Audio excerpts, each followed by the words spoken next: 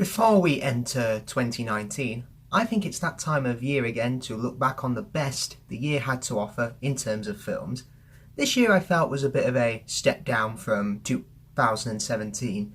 Don't get me wrong, there were some great movies this year, but there were also some major, major suckers. This year I saw a grand total of 21 films in the cinema, probably the most I've seen in a year. I know that's pretty small when compared to big film critics out there, but my channel, my rules. Now before I kick off this list, I do want to make it clear that this is all opinion based, and if you like or dislike any of the movies I've mentioned here, that's fantastic and I welcome civilised debates. With all that out of the way, let's count down the top 5 best movies of 2018.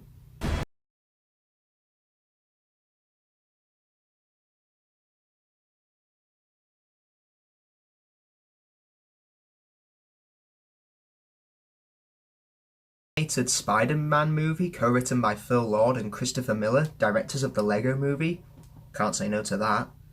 Miles Morales, a teenager who admires Spider-Man, struggles to adjust to his new boarding school life and living up to the expectations of his parents. While doing his secret passion of graffiti in the subway, he's bitten by a radioactive spider, and I think you know where the rest is going.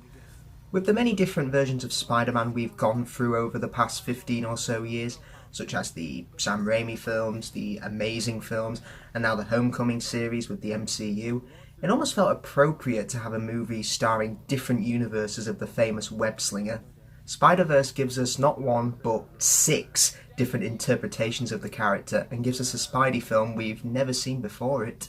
The film is packed with a heartfelt story, brilliant humour, and visually striking animation that definitely swings into one of the best films of 2018 for me.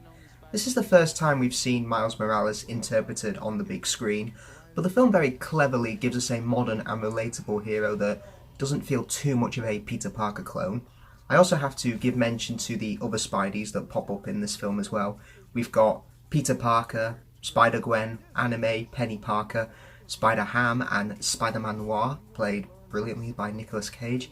It's such a treat to see the same character from different cultures and backgrounds clash with each other that provided a lot of warmth as opposed to feeling forced and unnecessary. The animation in this film is downright gorgeous. The lighting, colours, textures, with fort balloons and captions on the screen, it's probably the closest we're ever going to get to a living, breathing comic book. With its meta Spidey references, excellent cast, heartwarming moments and brilliant comedy, Into the Spider-Verse might not have been the Spider film we wanted, but it's definitely the one we needed. Number 4. Isle of Dogs.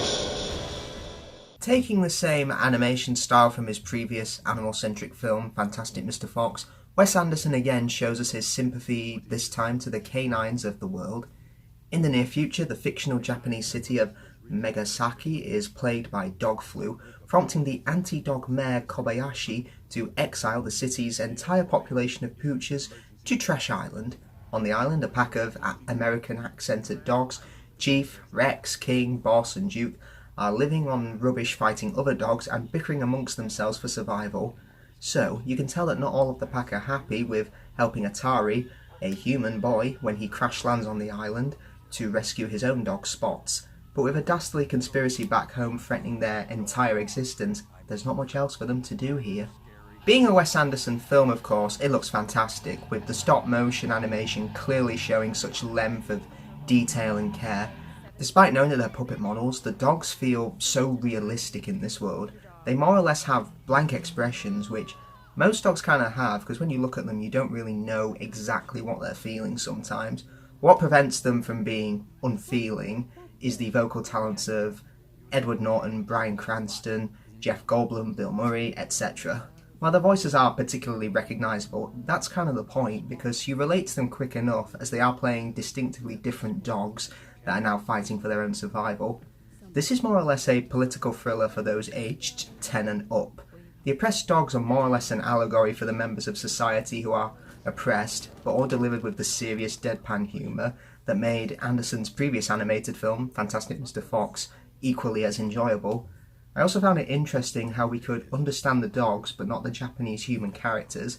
I like this deliberate decision, as in political thrillers you mostly get one side that you understand the most, and in this case it's the dogs, as their barks are translated into English. I had a lot of fun with Isle of Dogs, and I enjoyed it even more when watching it on home media.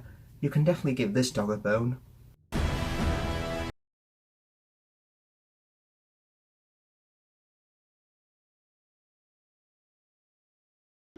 If you're my age and have ever been, well, alive, you've most likely seen The Incredibles, and for 14 years me, and a lot of other people who grew up with it, were practically begging for Pixar and Brad Bird to do a sequel. However, sometimes leaving a huge gap between films can be a very risky move. However, writer and director Brad Bird certainly did not disappoint with this eagerly anticipated follow-up.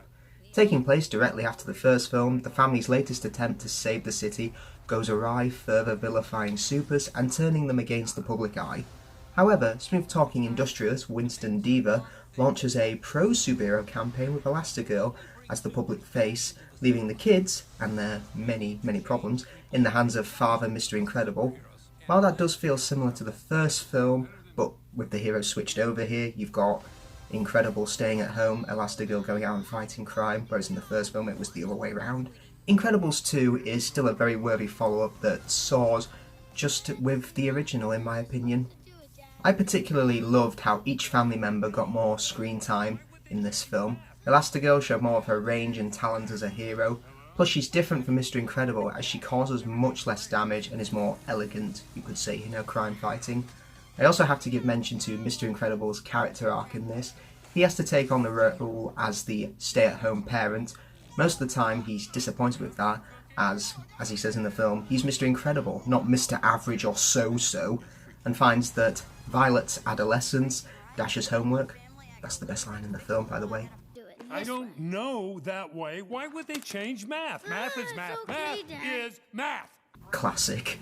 And of course, baby Jack Jack's new powers is all too much for him to take. But he also learns that even looking after family makes you a hero, as without their guidance it can be hard for them to become better people and the people that they are as adults. This is exemplified in the film as the kids must fight for themselves when their parents are put under control by the screenslaver. But again, it's great seeing Dash and Violet work together. As a whole, you buy that these heroes are a family. I also have to mention the animation being absolutely beautiful in this film.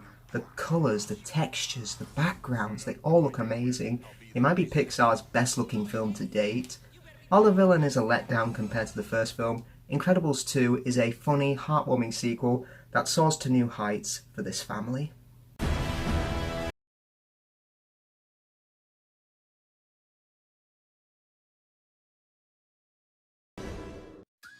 If you're watching outside the UK, you'll probably have noticed that this was released in November 2017 for people in the US, but over in the UK we got it in January 2018, so it counts for this list.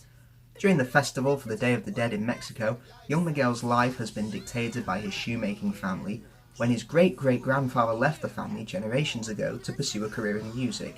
Devastated at his abandonment, the family from then on began a shoemaking business, with music being forbidden.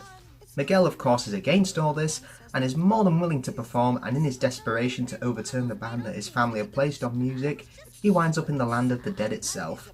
On paper, the idea of a family member wanting something that their family forbids due to prejudice and tradition is rather old, but it's the look and feel of the movie that makes it feel like you're hearing it for the first time. In all honesty, it was tough to decide between Coco and Incredibles 2 as to which would take the number 2 spot. I picked Coco as it's higher on emotions more than Incredibles 2, and for me that makes it the stronger film. Its themes of family, tradition, and remembering the past are very strong here. It even got me teary-eyed towards the end. Don't look at me like that, you did it as well. Despite many of the cast being, well, dead skeletons, the characters all feel so alive and human, and the major conflict is nothing catastrophic or world-ending. It's about just receiving a family blessing and remembering your loved ones. Pixar truly excels at those type of stories, and not to mention the world they created here is beautiful. The land of the dead looks so colourful and, for lack of a better word, alive. Just so alive and real. Ironically looking more colourful than the world of the living. It's filled with so many memorable moments, but my favourite has to be where Hector is finally allowed to cross the bridge into the living, and because he's been remembered by family members for the first time ever, and he won't be forgotten ever. It's a testament to how Pixar can take something so simple and make it the emotional highlight of the film. With gorgeous animation, an excellent score and memorable characters, Coco may not make my top 5 list of Pixar films, but it's easily one of 2018's finest.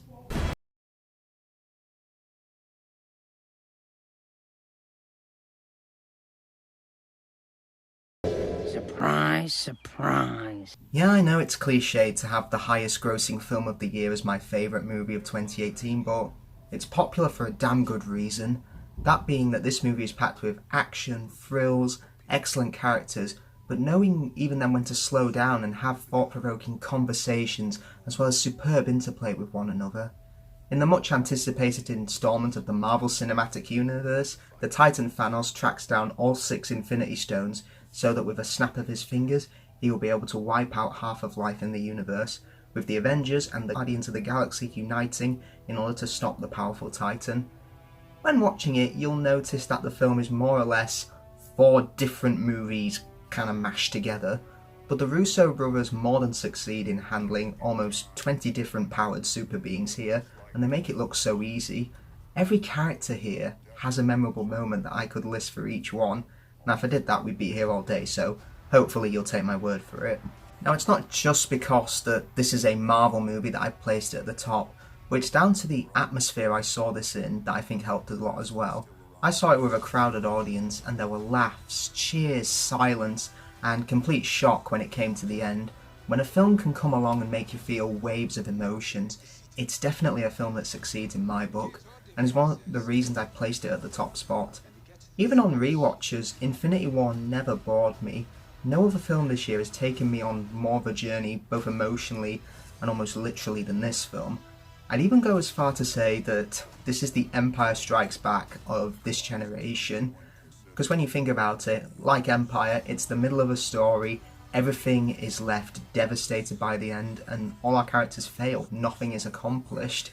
Thanos easily proves to be the best MCU villain to date, as the story is almost told from his perspective, and taken out of context, the ending where he's almost defeated by Thor, you could almost see Thanos as the hero being tortured by Thor the villain, and that's the mark of a great villain in my opinion, when you can sympathise and even want them to succeed at points. Infinity War just has everything that makes a great film for me. Well-rounded characters, superb dialogue, excellent direction, a sense of scale and scope with a dash of fun and excitement, and that's why I have to place it as my favourite of the year. Well everyone, that's all from me. Be sure to like, subscribe and share. Let me know in the comments down below what your favourite films of 2018 were, and I shall see you all next time for the new year. Goodbye.